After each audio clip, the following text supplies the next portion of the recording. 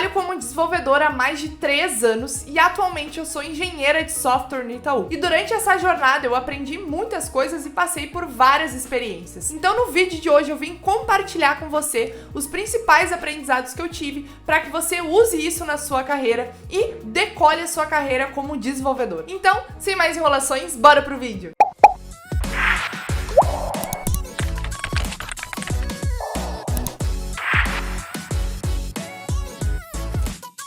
Então a primeira coisa que eu aprendi nesses 3 anos trabalhando como desenvolvedora é que o código comercial não é igual ao código que a gente vê em cursos e tutoriais de programação. E por que isso? O código real, ele é muito mais cheio de gambiarras, tá? A gente encontra aí muitas regras complexas, muitas lógicas bem complexas, e isso é devido às regras de negócio do próprio produto, e a gente vai topar também com muitos projetos com versões desatualizadas de bibliotecas e de frameworks. Mas calma, isso não é para assustar vocês, tá? É só para normalizar esse tipo de coisa, porque em todas as empresas que eu trabalhei tinha algum projeto que seguia esses padrões. Eu não tô dizendo que todo projeto que a gente vai trabalhar vai ser desatualizado e cheio de gambiarras. Não é isso que eu tô falando. Eu só tô falando que isso é normal a gente encontrar quando a gente estiver trabalhando dentro de uma empresa. E por que isso acontece, né? Por que o código às vezes acaba ficando com versões atualizadas ou às vezes com muitas gambiarras? Isso é por conta das pressas, né,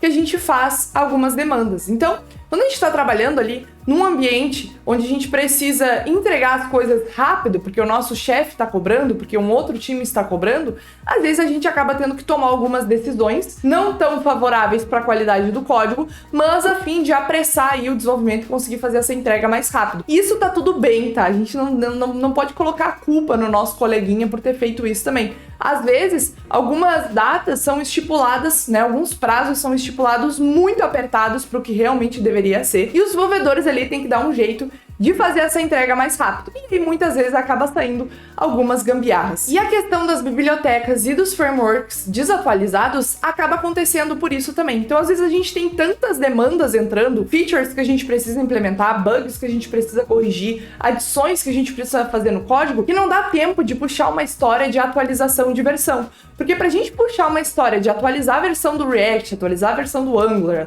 atualizar a versão do Express, do Nest, enfim, de qualquer biblioteca que eu estiver utilizando, principalmente essas bibliotecas aí que englobam toda a aplicação, vai ser uma big change. Então a gente precisa parar o que a gente está fazendo para fazer essa atualização, ver se nenhuma parte do código quebrou, fazer as atualizações das pipelines, né, onde a gente roda o nosso build, onde a gente roda os nossos testes unitários. Então tudo isso toma um tempo também. E às vezes o time tá tão cheio de demandas e correndo ali contra o tempo para fazer as entregas, que a gente acaba ficando com esses débitos técnicos e não consegue fazer essas atualizações. Mas isso não quer dizer que essas atualizações não ocorrem, tá? Volta e meia, quando o time vai percebendo que a versão tá muito desatualizada, o time costuma levantar a mão pro PO, pro Tech Lead e dizer, a gente precisa puxar uma história para fazer essa atualização, ou para fazer uma refatoração para remover as gambiarras, porque senão vai se tornar uma bola de neve, né? E depois a gente vai ter um código aí onde ninguém consegue mexer, ou que tá muito difícil de mexer, onde a gente não consegue instalar mais nenhuma biblioteca nova por conta desses débitos técnicos que ficaram. Então o que eu tô querendo passar para vocês é comum a gente entrar,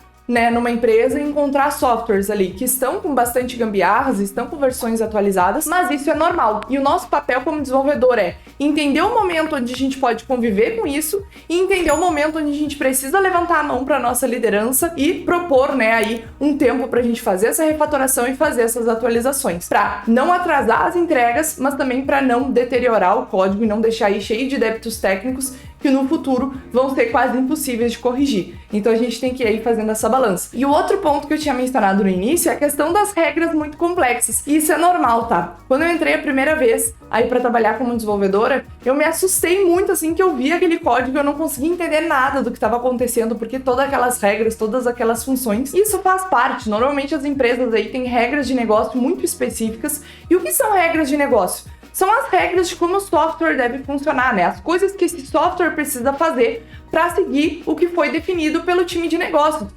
O time de negócios ali monta o produto, né? A ideia do produto, do serviço que a gente está servindo através de software, e o software deve respeitar essas regras para ele ser, de fato, aquele produto que o time está vendendo, que está oferecendo para os clientes. Então a gente acaba tendo que implementar aí regras bem complexas para se adequar a essas regras de negócio, para fazer o software funcionar como ele deveria funcionar, como foi pedido pelo time para que ele funcionasse. Então a gente acaba tendo que implementar algumas classes complexas, algumas funções, tendo que fazer algumas transformações, algumas lógicas. Às vezes a arquitetura é bem complexa também por conta de todos os serviços que a gente está se comunicando, as integrações que a gente está precisando fazer. Isso é normal, isso assusta um pouco no começo, mas a gente vai se acostumando aí ao longo da nossa carreira também a, quando entra num novo projeto, ter que entender também todas aquelas regras, todas aquelas lógicas que estão acontecendo ali, que fazem parte do software. Mas não se assustem, isso é normal, a gente vai se acostumando e aos poucos a gente vai pegando o jeito. E a segunda coisa que eu aprendi aí nesses 3 anos trabalhando como desenvolvedora tá totalmente atrelada ao primeiro ponto, que é: não devemos julgar os coleguinhas por criar códigos gambiarra. Então,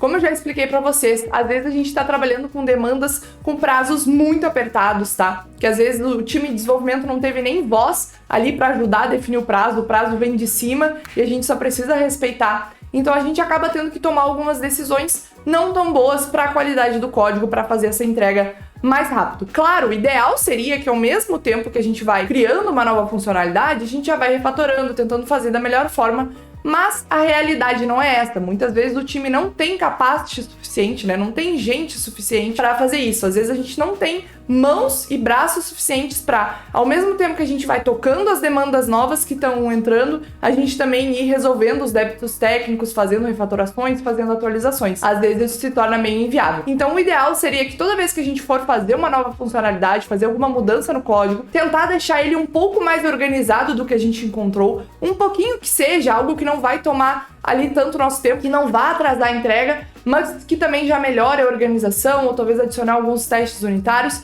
para ir deixando ele aos poucos cada vez melhor, cada vez com mais qualidade. Mas a gente não pode julgar o nosso colega do mesmo time que estava ali com uma demanda apertada, com um prazo apertado e teve que fazer uma entrega ali, né, de um código um pouquinho mais gambiarra, um pouquinho mais organizado. Claro, novamente, voltando ao primeiro ponto, depois de um tempo é bom a gente levantar a mão, é bom a gente ter essa iniciativa, né, de puxar essas demandas de refatoração, de propor pro time pra gente fazer isso e tentar deixar o código mais organizado e mais limpo, mas também não podemos aí o tempo todo ficar julgando nossos colegas. No começo, quando eu comecei a trabalhar como desenvolvedor, eu costumava ficar assim: esse cara fez esse código todo desleixado, que horror, não sei o que, eu nunca vou fazer isso.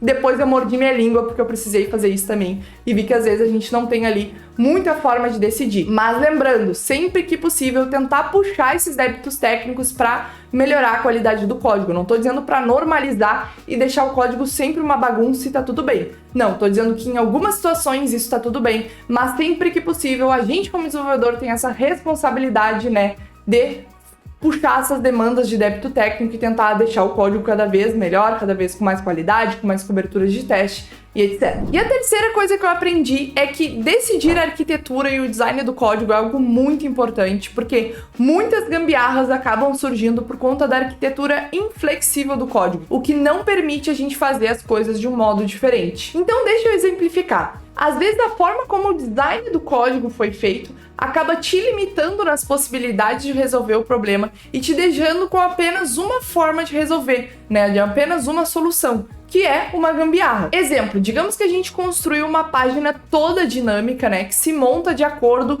com cada tipo de usuário. Então, ela tem textos diferentes, ela tem cores diferentes, ela mostra produtos diferentes, ela tem um layout todos diferente, né? E a gente acabou fazendo isso através de componentes genéricos. Então, os componentes ali genéricos se montam de acordo com o tipo do usuário. Então, se é tipo X, mostra de tal jeito, se é tipo Z, mostra de outro jeito. Beleza, até então parece tudo perfeito. A gente está reaproveitando os mesmos componentes, os componentes genéricos, e se montando de acordo com o tipo do usuário. Porém, chega um ponto, né, o produto vai evoluindo, que tem tantos, mas tantos cenários para usuários diferentes, que o designer começa a decidir que para usuários do tipo Z, ele não quer mais só mudar os temas, né, mudar as cores e mudar os textos. Agora ele quer um layout totalmente diferente para aquela página. E aí o que o time começa a fazer? Começa a adicionar condicionais naqueles componentes genéricos. Então, se for tipo Z, mostra esse layout diferente. Se for todos os outros tipos, só muda cores e textos. Porém, agora o designer quer adicionar um novo botão para usuários do tipo Y. Ele quer entender por que os usuários do tipo Y têm um comportamento diferente na plataforma. Aí os desenvolvedores vão lá e os componentes que costumavam ser genéricos agora tem um condicional para o tipo Z, tem um condicional para o tipo Y,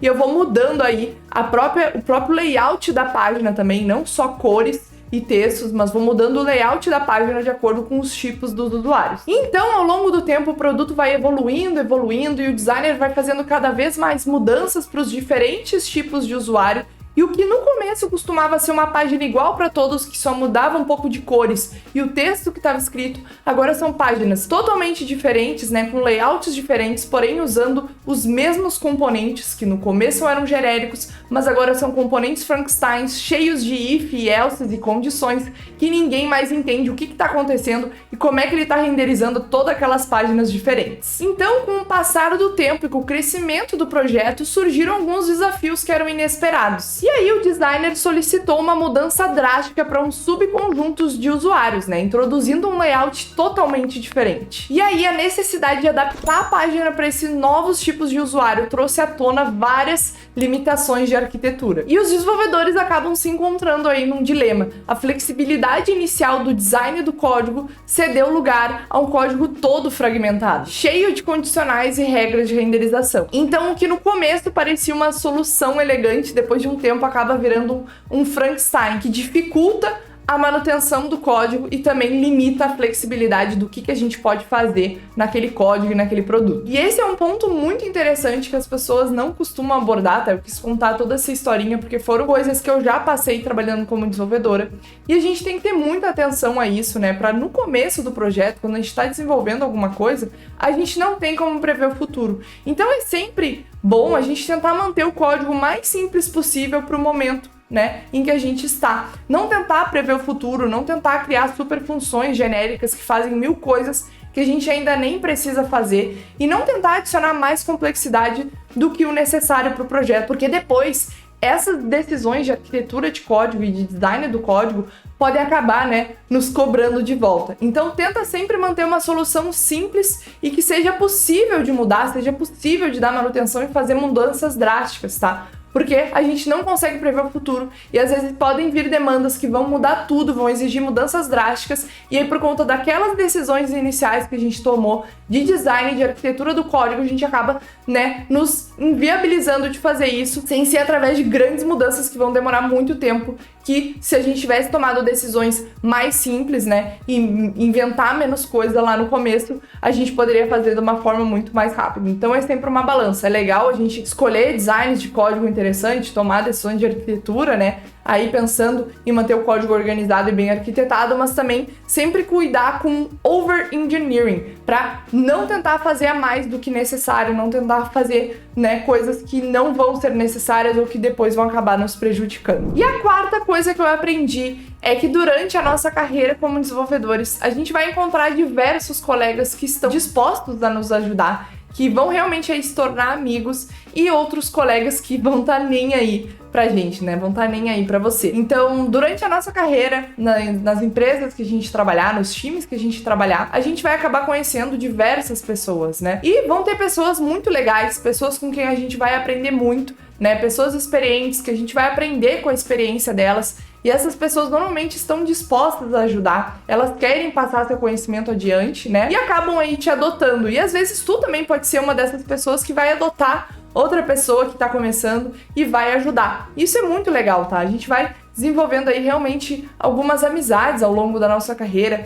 pessoas que vão ser muito importantes na nossa carreira, tanto para a questão de adquirir novos conhecimentos, novos aprendizados, tanto também para a questão de se realocar dentro da empresa, talvez conseguir promoções ou ir para outras empresas, o famoso networking, né? Então aí tem pessoas muito bacanas que a gente vai conhecer ao longo da nossa carreira. Isso é muito essencial, é muito legal a gente criar essa conexão com os nossos colegas, com os nossos chefes, né? E um pouco além do trabalho para também conseguir fazer essa troca, né? Com a pessoa. A gente aprende, mas a gente também ensina. Isso é muito legal. Mas, como nem tudo são flores, a gente também vai conhecer algumas pessoas aí que são mais egoístas, né? Que são mais fechadas, por assim dizer. Que não vão estar nem um pouco dispostas a ajudar. Que não querem ensinar o que elas sabem, né? E preferem manter o conhecimento tudo para si. Isso é normal, tá? Isso aí a gente pode encontrar em todas as empresas. Claro, tem empresas que às vezes costumam passar um pente fino no momento da contratação para evitar contratar esse tipo de pessoa que não trabalha muito bem em grupo, mas volta e meia a gente pode acabar topando com alguém assim. Ou até pessoas que trabalham bem em grupo, mas como pessoas, né, são meio ofensivas, não sei, podem ser mais grossas e podem acabar nos chateando, mas isso é normal, a gente não pode se deixar se abalar por algum colega de trabalho, né, por alguma coisa que aconteceu no trabalho. Se a gente não tá se sentindo bem no nosso trabalho com os nossos colegas, a gente deve buscar aí tentar ou mudar de time, né, dentro da empresa, ou talvez até mudar de empresa se a gente não tá se sentindo legal com a cultura da empresa, mas tô só trazendo essa visão pra vocês porque pode acabar acontecendo talvez até no primeiro emprego de vocês, ou não, vocês podem ter também uma experiência como a minha, onde o meu primeiro emprego foi muito legal, conheci pessoas incríveis. Então eu só queria trazer essa visão pra vocês. A gente vai conhecer pessoas muito legais, dispostas a ajudar, que tem um conhecimento enorme, você vai aprender muito, e pessoas também que vão aprender muito contigo, e tu vai fazer essa troca aí muito legal, né? Vai criar conexões, cria amigos, né? Com chefes, com colegas, enfim, com várias pessoas. E também a gente acaba topando aí com pessoas não tão legais, um pouco mais egoístas, que às vezes, assim, não querem passar seu conhecimento por medo também. Então, às vezes, pessoas que são importantes dentro da empresa e não querem perder esse status, não querem perder esse cargo, ficam com medo de passar seu conhecimento porque acham que se passar o conhecimento para outra pessoa, elas vão ser substituídas, né? Então, elas querem ser insubstituíveis e preferem manter esse conhecimento com elas, principalmente conhecimento sobre o código-fonte, conhecimento sobre a arquitetura, mas tá tudo bem, né? Existem diversos tipos de pessoas e isso não cabe a nós, a gente não tem como mudar isso, a gente só tem que aprender a lidar com isso, né? Quando a gente estiver dentro do nosso time e dentro da empresa. E a quinta e última coisa que eu aprendi é que tecnologias, né, e frameworks são passageiros e a gente não deve se apegar a eles. Vocês já devem ter escutado isso, mas eu quero reforçar esse ponto e trazer da minha própria experiência, né, por que eu acredito nisso. Então, por muito tempo eu trabalhei com React.js, né, trabalhava no front-end, trabalhei com Node também, e fiquei bastante tempo nessas ferramentas, aí 2 anos da minha experiência foi com essas ferramentas. E aí surgiu a oportunidade de trabalhar no Itaú usando Java e Angular, que Angular eu já conhecia, já tinha feito alguns projetos da faculdade, e Java eu nunca tinha trabalhado e nunca tinha mexido. Então se eu tivesse me mantido presa, né, ao React.js e ao Node.js, talvez eu não estivesse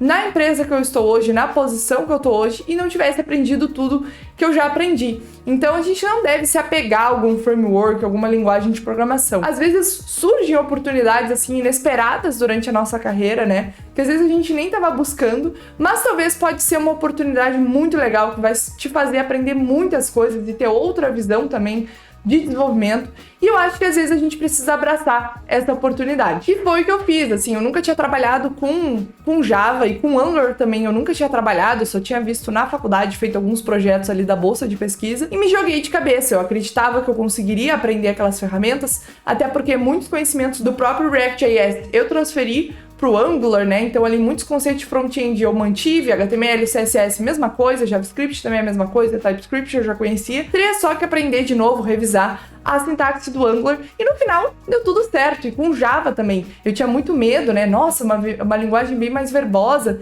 que o Node, também introduzia ali o conceito de programação orientada a objetos, que eu já conhecia, mas nunca tinha trabalhado de fato. E no final deu tudo certo, eu estudei, fui atrás, encontrei colegas também dentro do Itaú que estavam dispostos a me ajudar, que eu aprendi um monte também, tive uma troca muito legal, e no final deu tudo certo. Então, não se apeguem a ferramentas, não se apeguem a linguagens, porque podem surgir oportunidades aí muito bacanas ao longo da nossa carreira, e se a gente ficar muito apegado a uma linguagem favorita, a uma ferramenta favorita, a gente pode acabar perdendo essas oportunidades. E tu pode mudar para uma linguagem diferente, não gostar, não te adaptar e voltar para outra, não tem problema nenhum.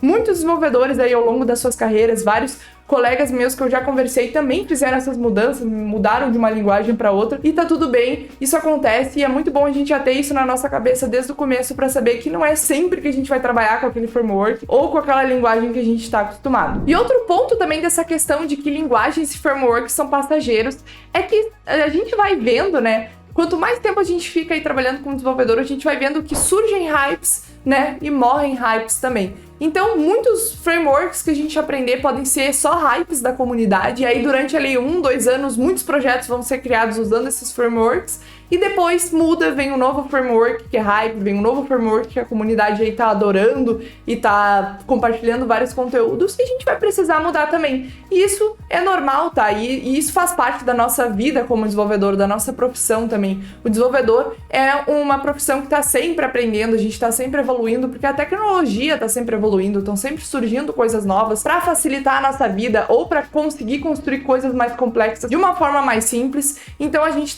tem que estar sempre aí se atualizando, participando de eventos de tecnologia para conhecer novos frameworks, conhecer novas coisas, lendo artigos, vendo vídeos do YouTube, enfim, se mantendo atualizados aí, acompanhando a comunidade. Claro, a gente tem que saber distinguir o que é hype, o que vai ser duradouro, o que vale a pena aprender ou não, mas faz parte. Às vezes a gente vai estudar uma coisa que nem vai ser utilizada, mas é legal trazer esse novo conhecimento aí pra dentro de casa, porque quem sabe tu pode ter aprendido um framework lá em JavaScript, depois tu foi trabalhar com Java e tinha algo bem parecido e tu consegue aí transferir esse conhecimento. Então, já se preparem também que o desenvolvedor é uma pessoa que tá sempre estudando, sempre se atualizando, e dentro da mesma empresa tu pode trabalhar por anos e tu vai ver que aí as coisas podem ir mudando quando forem criando novos projetos. As pessoas podem querer usar linguagens diferentes e frameworks novos, e tá tudo bem, isso é muito legal. Bom, galera, pra esse vídeo foi isso, e se você trabalha como desenvolvedor e teve algum aprendizado parecido ou um outro aprendizado pra compartilhar aqui com nós, coloca aqui nos comentários que eu vou gostar muito de saber, e isso também vai ajudar muito a nossa comunidade. E bom, se você gostou desse vídeo também não esqueça de deixar seu like e se inscrever aqui no canal para acompanhar os próximos conteúdos e também para fazer com que esse conteúdo alcance mais gente, né? Mais desenvolvedores. E eu gostaria também de aproveitar esse momento para agradecer todos os membros aqui do canal. Muito obrigado por todo o carinho e todo o suporte que vocês dão aqui pro canal. Vocês permitem que eu continue trazendo cada vez mais conteúdos de programação e tecnologia de forma gratuita para nossa comunidade. E um agradecimento especial a todos os membros sêniores aqui do canal. Vocês são muito especiais e moram no meu coração. Bom, galera, para esse vídeo foi isso e até o próximo vídeo.